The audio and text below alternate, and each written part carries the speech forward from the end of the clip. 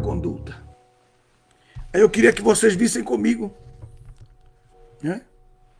Dentro desse prisma que José era amado por Israel, por esta razão que na parte do capítulo 50, que eu queria que vocês vissem aí, queria gastar esse tempo, não estou com pressa não estou com pressa, estou falando bem calmo, eu não quero provar que sou pregador, não, eu quero que você seja um bom pregador, né? Bendito seja o nome do Senhor Jesus. Aí no capítulo 50 você vai perceber um mistério tremendo a respeito desse ponto do 37:3. Então você joga o 37:3 para o 50. Diz aí, os últimos versículos do 49, o 32 diz assim: o campo e a cova que está nele foram comprados dos filhos de Heti. E acabando Jacó de compartilhar estas instruções a seus filhos, encolheu os seus pés na cama e expirou e foi congregado ao seu povo. Versículo 1 do 50. Então José se lançou sobre o rosto de seu pai, chorou sobre ele e o beijou. Agora olha aqui o texto, 50, verso 2. E José ordenou aos seus servos, os médicos, olha a autoridade desse homem, que os servos de José eram médicos. Olha só. Ele podia dizer os enfermeiros, né? Não. Os servos eram os médicos. Olha só que coisa. Nem quero falar sobre isso. Que embalsamassem a seu pai. E os médicos egípcios, os melhores de todos os tempos, tá? Eu não quero falar sobre isso. Os médicos egípcios embalsamaram a Israel.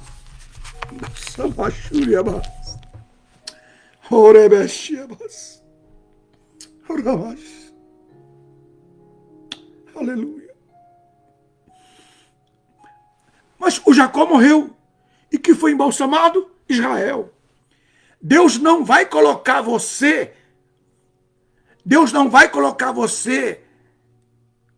na perpetuidade sendo você Jacó. Ele vai colocar você na perpetuidade como Israel. O testemunho da conduta de Israel é o que vai prevalecer na eternidade, nos tempos vindouros, nos tempos eternos.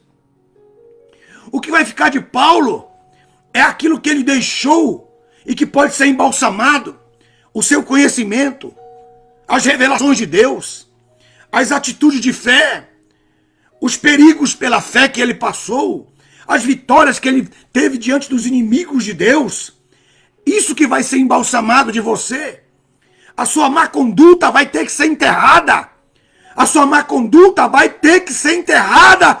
Ó, filho de Jacó, pastor, ó, um dos 11. A sua má conduta, o seu Jacó tem que ser enterrado. Para que nasça de ti um novo homem, revestido das vestimentas do amor de Cristo. Eu estou profetizando desde o princípio.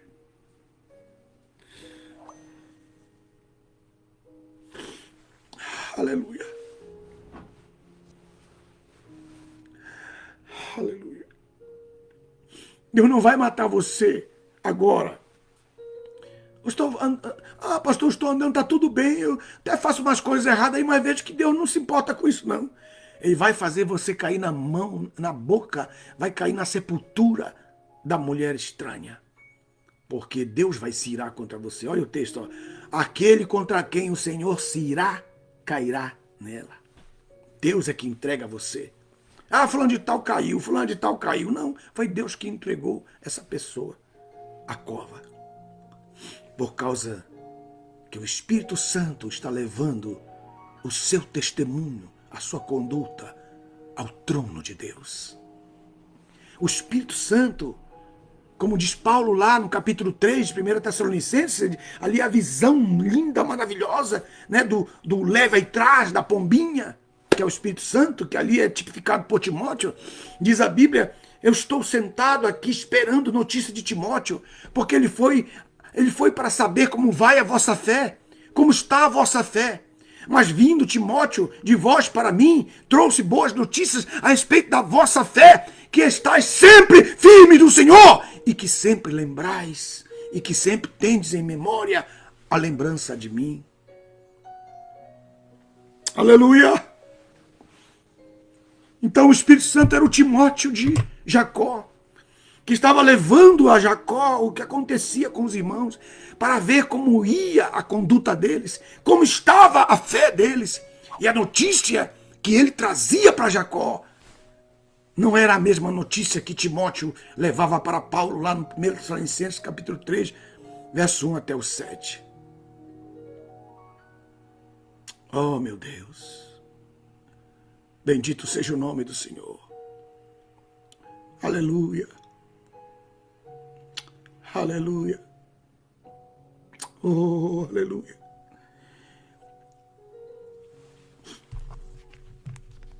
Versículo 3, 37:3.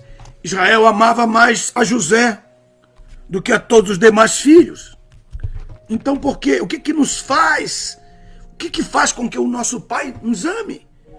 O que nos leva a receber o amor do pai, como está em 1 João? O amor do pai está nele. O amor do pai estava em José. O que leva você a ser mais amado do que todos os seus colegas obreiros da sua liderança, que seu pastor te ama? Por que ele te ama? Está tão declarado na cara dele que ele te ama, ou que ele ama outro que não te ama, e ama outro mais do que tu, né? Por quê? Amava mais José do que todos os seus irmãos, por causa da sua conduta. A sua conduta fará com que Deus te ame. E a tua conduta fará com que Deus te discipline. A tua conduta fará com que Deus te discipline e ponha o seu amor sobre você, ou ponha o seu amor naquele que tem uma boa conduta. Isso é parte sua, é o que você tem que fazer, você tem que abandonar, você tem que deixar. Ah, mas eu fiz tantas coisas. Abandona isso e deixa. Um amigo meu outro dia escreveu que Deus perdoou na cruz, que Jesus perdoou lá na cruz, né? E o irmão disse, pastor, nem preciso pedir perdão, não é? Porque Deus já perdoou tudo lá na cruz. Não, senhor. É porque está escrito, perdoa porque não sabe o que faz. Jesus estava se referindo àquilo que os romanos estavam fazendo, ao entregar a cana para ele, a coroa de espinho, fazerem-no sentar na cadeira que pertencia a César.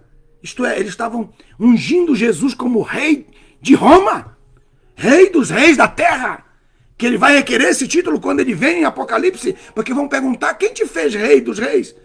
Vocês esqueceram? Vocês não sabiam o que vocês estavam fazendo naquele dia. É disso que a Bíblia está se referindo. Mas os sacerdotes sabiam perfeitamente o que eles estavam fazendo ao entregar o Senhor Jesus, porque eles mesmos citaram o texto da Bíblia, que um morrerá por todos nós. Eles sabiam sim o que estavam fazendo. Aí você faz, né? Meu Deus do céu, nem quero entrar mais nesse assunto aí. Mostrando, verso 3, né? A sua conduta fará com que Deus te ame. A tua generosidade, a tua forma de perdoar, o teu perdão concedido, mesmo que a pessoa não mereça, e nem tenha pedido perdão ainda, fará com que você seja amado e que o amor do Pai seja depositado em você. E que você, quando você for pregar, você vai saber que Deus te ama mais que todos aqueles ali. Quando você for um membro comum da igreja, você vai saber que você é amado mais que todos aqueles membros ali. Porque os próprios membros te amam de forma integral e total. Mas você não se envaidece por isso. Isso não é incomum para você. Você não se jactaneia por isso, nem tem presunção por isso. Não, senhor, você nem sabe disso. Eu que estou dizendo para você. Oriabashibas. Você vê que você é predileto por Deus, mas ninguém percebe. Você é predileto por Deus, ninguém percebe. Oriamaite.